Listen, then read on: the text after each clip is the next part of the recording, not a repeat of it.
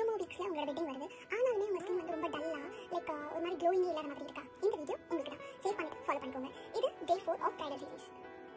So இந்த summer season வந்து பார்த்தீங்கன்னா ஜென்ரலாகவே எல்லாருமே வந்து சீக்கிரமாக டேன் ஆயிடுவாங்க.